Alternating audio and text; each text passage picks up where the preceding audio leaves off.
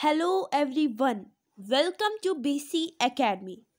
This is our lecture number 3 on work done by a force acting obliquely. So, in this lecture we will talk about work done by a force acting obliquely. मतलब कि जो force है, मतलब direction of motion और direction of force के बीच में जो एंगल बन रहा है उससे क्या पता चलेगा हमें. ठीक है, let's take an example. First of all, किसी भी चीज़ को समझने के लिए हमें एग्जाम्पल लेना बहुत ही ज़रूरी होता है. तो let's take an example.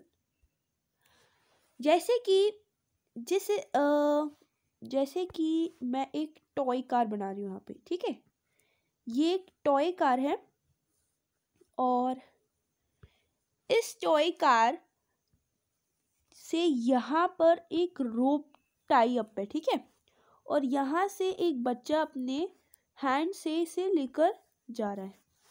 This is the ground. ठीक है, अब डायरेक्शन ऑफ फोर्स क्या है? डायरेक्शन ऑफ फोर्स यहाँ पर है क्योंकि इधर से खींच रहा है ना. डायरेक्शन ऑफ फोर्स तो यही हुआ क्योंकि ये बच्चा तो यहाँ से खींच रहा है. और अगर मैं बात करूँ डायरेक्शन ऑफ मोशन की, तो डायरेक्शन ऑफ मोशन तो इस तरफ होगा क्योंकि रोड का ट्रैक तो ऐसे चल रहा है. तो डायरेक्शन ऑफ मोशन इस तरफ है, डायरेक्शन ऑफ फोर्स इस तरफ है, तो इनके बीच में एक एंगल बन रहा है. उस अननोन एंगल को हम लोग ले रहे हैं थीटा. अब इस थीटा की हेल्प से हम लोग कैसे, when a child pools a toy car, the toy car moves on the horizontal line, horizontal track. Let's take it this point as O and this point as X. ठीक है, and this point as A. So it's the ground horizontal OX, but the force applied is along a string OA at an angle theta to the direction of the motion.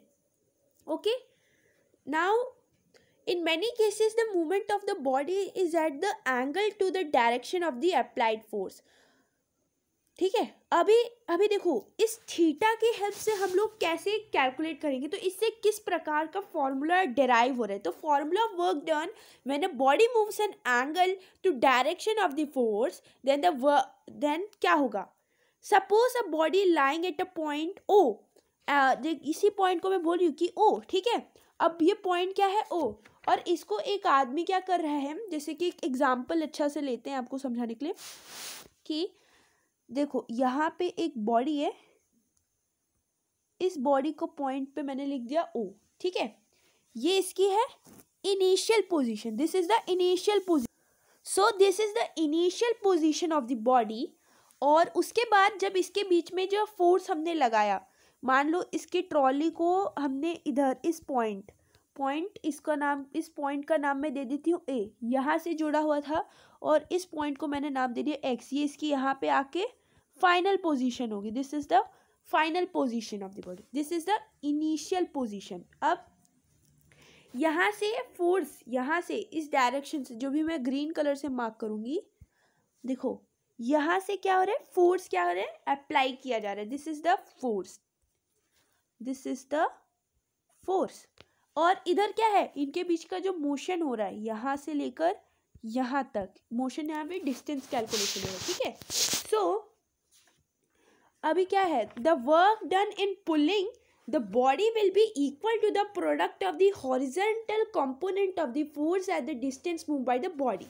In the case, the horizontal component of the force F is written as F cos theta and the distance moves is S. So here from this, our formula is derived work done. So work done equals to F cos theta into S. मतलब कि जितना distance move किया और इनके बीच में angle between the direction of force और angle between the direction of motion के बीच में जो एंगल थीटा बना, उसको हम लोग कॉस थीटा से करेंगे. और ये एफ क्या है, फोर्स अप्लाइड. ठीक है, all the problems on the work done by force acting obliquely can be solved by using F cos theta into S. S is the distance. The most important point to remember while applying this formula is that theta is an angle between the direction of motion of the body and the direction of the force applied. ठीक है, okay, यहाँ तक आपको बात clear हुआ. Let's take an example. अभी एक आपके लिए क्वेश्चन है वर्ड प्रॉब्लम का जो हम अभी करने वाले हैं. So this is your sample problem for you. Let's do it. So here is our question. A child pools a toy car through a distance 10 meter on a smooth horizontal floor. The string held in child's hand makes an angle 60 degree. अभी देखो सबसे important बात कि distance कितना है 10 metre, angle कितना बना रहा है 60 degree. So next point, the force applied by the child is 5 Newton. Force कितना अप्लाई कर रहा है 5 न्यूटन. तो calculate the work done. So it's very easy, सब कुछ हमें पहले ही दे दिया है. तो वर्क हमें बताना है, तो F cos theta into S. ठीक है, अब देखो वर्क हमें निकालना है. हमारा फोर्स कितना का लगा 5 न्यूटन. ठीक है, कॉस 60 डिग्री, कॉस 60 डिग्री. ठीक है, कॉस 60 डिग्री इंटू डिस्टेंस कितना का था हमारा 10 metre.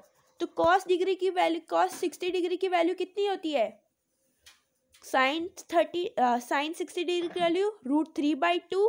And so F 5 into cos 60 degree into 10 equal to, now we will look up the table of natural cosines. We find that the cos 60 degree 0.5. तो cos 60 degree की value कितनी होगी 0.5 into 10. तो हमारी वर्क की value कितनी आ गई 25 joule. आपको ट्रिग्नोमेट्रिक टेबल याद होगा, ठीक होना चाहिए. नेक्स्ट वीडियो में आपको ट्रिग्नोमेट्रिक टेबल का बहुत ही इंपॉर्टेंट चीज़ें आपको बता दूंगी जिससे वो आपको याद करने में आसानी होगी. Now we will move forward. So here is the theory.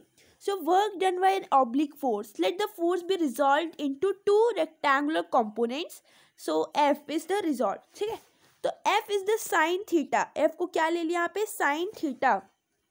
F को यहाँ पे क्या ले लिया sine theta. And acting in a वर्टिकुलर direction does not displace the body is that direction. Therefore work done by the component F sine theta is 0.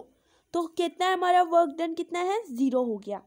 Force F cos theta acting in the horizontal direction displaces the body in that direction. Therefore work done. यहाँ से अब ये formula in लोगों ने derive कर लिया. ठीक है, जैसे हमने डिराइव किया था वैसे इन लोगों ने भी कर लिया है. अभी देखो यहाँ पे F sine theta F cos theta दे रखा हुआ है. हम लोग यहाँ पे ट्रायंगल का इस्तेमाल करके हमने किया था तो वो ज़्यादा इजी होगा. ठीक है, और ये इधर की थ्योरी है. This is the theory part of this. And now we will move forward. अब क्या है, किसको पॉजिटिव लेना है किसको नेगेटिव लेना है उसकी बात हम करेंगे. सो work done in positive if the force acts on a body in the direction of its motion. मतलब कि जिस तरफ, मतलब इस बॉडी है, ये बॉडी है, इसकी तरफ इस तरफ फोर्स लगेगा तो इस तरफ मोशन लगेगा, then it is positive. But sometimes what happens that force is in opposite direction and the motion is opposite direction and there is an angle form. This is the negative. जो अभी हमने work done कर रहे थे oblique act के लिए वो है. और अगर हम बात करें जहाँ पे 0 हो जाए कि फोर्स इस डायरेक्शन में है और क्या कहते हैं मोशन इस डायरेक्शन 180 डिग्री का एंगल बन रहा है, तो ये क्या है this is 0. Let's have some examples of it. So let's start. तो यहाँ पे एक फुटबॉल है. ठीक है, the force of kick acts in a direction of motion of football so that work done positive here. देखो फर्स्ट ये वाला फिगर देखो, ये वाला जिसपे मैंने पिंक कलर किया है. अभी देखो फोर्स जिस तरफ किया हुआ है, फोर्स जिस तरफ किया है वो देखो यहाँ से फोर्स किया हम लोगों ने, फोर्स हमने इसलिए अप्लाई किया है तो मोशन भी हमारा इस तरफ हो रहा है. ठीक है, तो इसलिए यहाँ पे वर्क कितना हो गया, वर्क हमारा पॉजिटिव होगा. पर वहीं पे ये देखे तो यहाँ पे क्या हो रहा है, यहाँ पे फोर्स इस तरफ है, मोशन इस तरफ हो रहा है, फ्रिक्शन ड्यू टू फ्रिक्शन. तो ये कितना हो गया नेगेटिव हो गया। कितना हो गया? नेगेटिव। तो यहाँ पे अल्टीमेटली क्या हो जाएगा? नेगेटिव आ जाएगा। और हम लोग कुछ एग्जांपल्स लेंगे जिसमें हमें पॉजिटिव नेगेटिव के बारे में जानेंगे। So let's hear. Here you can see the force of gravity of Earth act on the satellite at the right angles to the direction of the motion of satellites. So the work done by the force of gravity of the Earth is 0. और साथ में यहाँ पे जो है ये opposite direction में हो रहा है, तो दिस वुड बी 0। और अगर ऐसा हो जाए, ये 0 होगा, सॉरी मैंने आपको गलती से नेगेटिव बता दिया था, यहाँ पे इसे 0 होगा क्योंकि फोर्स का एप्लाई यहाँ है, मोशन यहाँ पे अप्लाई कर रहे हैं। जैसे अभी हमने पढ़ा कि जब ऑपोजिट डायरेक्शन में दोनों हो जाए तो वो क्या हो जाएगा? वो 0 हो जाएगा। और अगर हम नेगेटिव की बात करें कि देखो नेगेटिव की बात करें कि हम इधर फोर्स अप्लाई कर रहे हैं, इसको पुल यहाँ कर रहे हैं और मोशन इस तरफ जा रहे हैं, यहाँ पे कुछ एंगल बना रहे हैं, then this is negative, this is 0, this is positive, this is negative. अब यहाँ पे क्या है? Force of gravity earth apply करता है ना? अर्थ क्या gravity? Force of gravity apply करता है। और अर्थ क्या करता है? अपने सैटेलाइट्स को अपने चारों तरफ पे एक राइट एंगल का फॉर्मेशन दे रहा है। वो कैसे? इस प्रकार से राइट एंगल का फॉर्म दे रहा है। ठीक है, राइट एंगल का फॉर्म देने के साथ बात, दूसरी बात क्या है? ये देखो इस तरफ फॉर्म होता जाएगा, अर्थ इस तरफ मूव करेगा तो ये भी इसलिए क्या हो जा रहा है? इसलिए क्या हो जा रहा है? The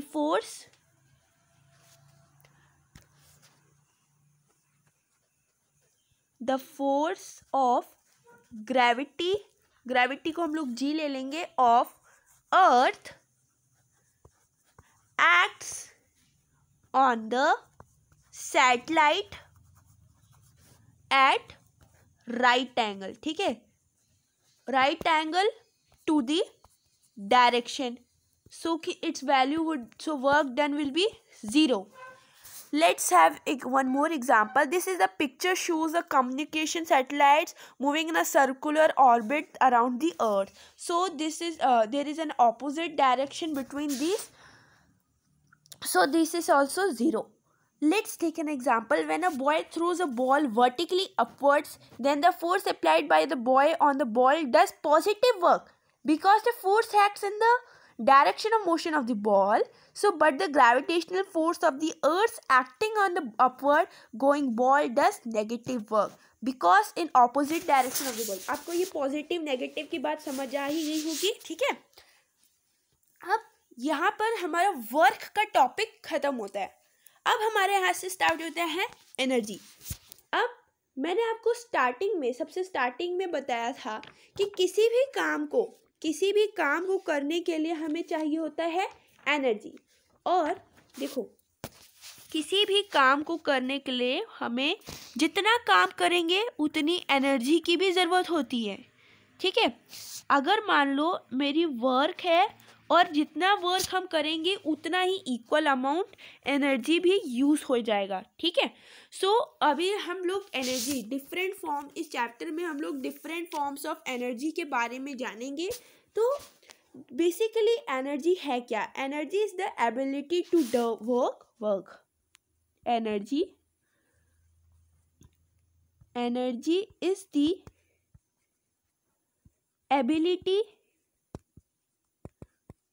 two do work. Energy basically, इसको हम लोग स्मॉल सा डेफिनेशन दे देते कि एनर्जी है क्या। Basically it's an ability to do work, जिससे हम लोग कोई भी काम कर सकते हैं। If a person can not do a lot of work, we say that he has a lot of energy और he is very energetic. In physics also anything which is able to do work is that possesses energy. Thus energy is the ability of the do work. Okay, and let us take one example to understand it more clearly. To cut a log of wood into small pieces, we have to raise the axe vertically above the log of the wood, and some work has to be done in raising the axe. If the axe is now allowed to fall on the wood, it could do work in the cutting the wood. Have an example, let's. So here is a man. ठीक है, he has an axe. axe तो आपको पता है ना, लकड़हारा जिसको use करते हैं। और यहाँ पे एक वुड है। ठीक है, this is a would this is the wood. अगर इसे देखो, अगर इस वुड पर उसको इसके टुकड़े पीसेस करने हैं तो he will raise his axe vertically. उसके बाद उसको रेज करने के बाद वो क्या करेगा, वो रेज करेगा और इसके ऊपर इस तरीके से बीट करेगा।